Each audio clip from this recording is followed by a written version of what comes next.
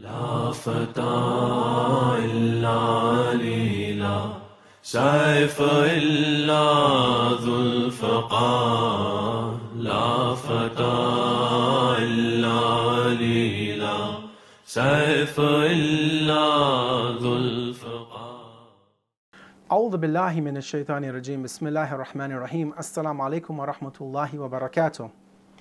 Today we're looking at hadith number 11 from the commander of the faithful, Imam Ali, may God's peace and blessings be upon him.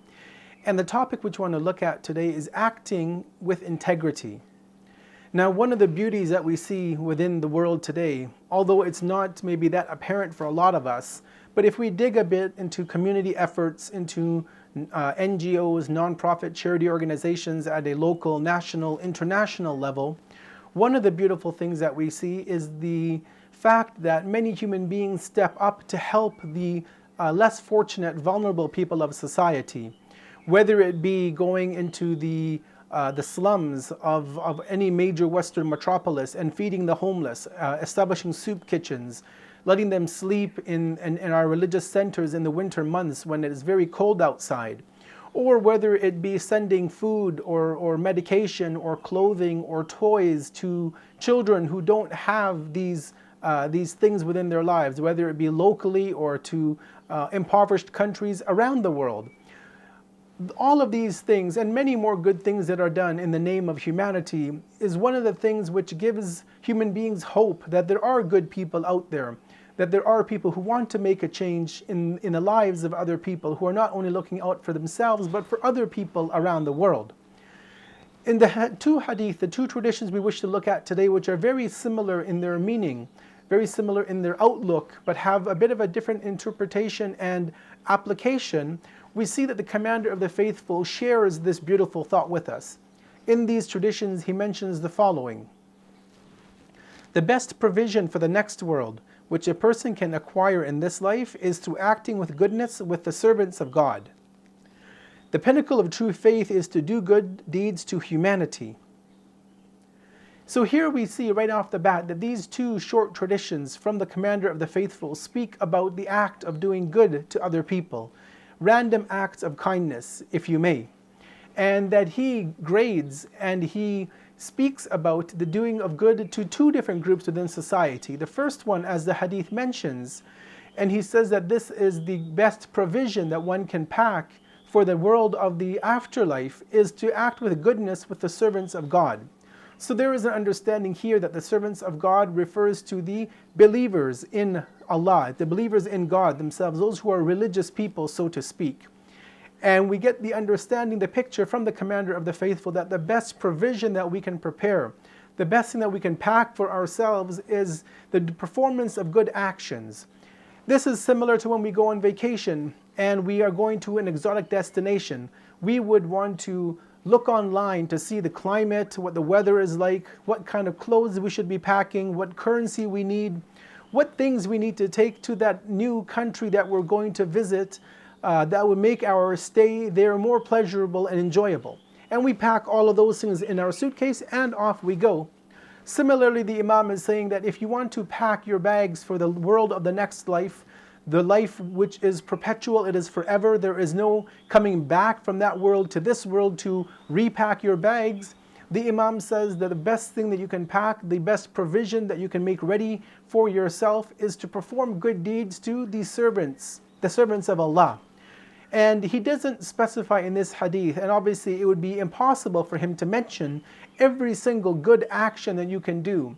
But we can look in the verses of the Quran, in the other sayings of the infallibles, and our own intellect, we could reflect on what are good things to do to other people. And they may be different based on who you're interacting with, because for some people, a good action is a particular thing, but another person might not like that particular act. So it would be dependent on the individual.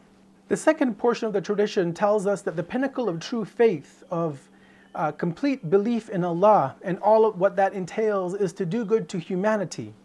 Here the Imam does not specify a Muslim or a follower of a particular tradition within Islam. He says, no, to do good to humanity is the pinnacle of true faith. And this should show us as Muslims that our responsibility is not only to our own Muslim community or the masjid that we belong to, the Islamic center that we frequent, but rather we have to be people who spread goodness to all of humanity, whether our neighbors be Christian or Jew or Hindu or Buddhist or atheist or agnostic.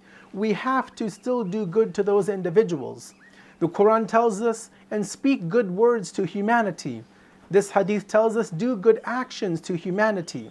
So we're told not to be discriminative. We don't discriminate when it comes to good deeds. We speak nice to anybody. We do good actions to anybody, regardless of their tradition or their faith that they follow or their lack of faith, if that is the case. And therefore we see that this is a comprehensive set of teachings from the Commander of the Faithful, that our goodness must extend to everybody that we come in contact with. One of the last points that we'll mention is that what is the benefit of doing good actions? Yes, for example, giving in charity, feeding the homeless, giving shelter to a homeless individual, taking care of an orphan, helping a widow, all of these things are good actions and they benefit that individual directly. When I feed a person who is on the street with no home, with no shelter, and I give them food, or I take them to a homeless shelter, I'm doing something good for them. It's going to benefit them ultimately. But Islam tells us, no, don't only look at the benefit of the individual whom you're helping, but also consider the fact that you yourself, the one who is stretching out your hand to help somebody else, that you yourself are going to gain a benefit from that particular action. As an example, when we give in charity, the verse in the Quran tells us that the Prophet has been ordered to take from the believers some charity. And the verse continues to say that when we give charity, when we give our money or something in the way of God, that this would actually act as a purifier for us. And that the Prophet has then been ordered to make supplication for us to Allah, for our betterment. So yes, us giving in charity helps the poor. Us, taking care of an orphan helps that child. But ultimately also we are helping ourselves. We are increasing our own expansive heart. We are making ourselves better human beings. We're allowing the light of Allah to flow within us. And when we do that, not only do we then benefit ourselves, but actually as a reciprocation, we end up actually helping all of society. We can only imagine what the world would be like today if every individual lived these sorts of hadith. They were good to their own co-religionists. They were good to people of any religion. They treated people with respect. They helped the poor. They took care of the needy. If every single person on earth lived by such a tradition, by such teachings from the Prophet and his noble family, we wouldn't have poverty today. We wouldn't have homelessness. We wouldn't have people living on the streets of major Western countries which have billions of dollars at their disposal. They have money for many other things, but not for the most vulnerable of their society. They don't have money to give to children to have lunch at school, but yet they have money to waste in many other ways. And so we see that these sorts of life lessons from the Commander of the Faithful need to be implemented at our own personal level, at our family, at our community, and then eventually the entire society, so that we can be a community, a society, a planet full of true human beings who are working and striving to help one another to get ahead. Wassalamu alaikum wa rahmatullahi wa barakatuh.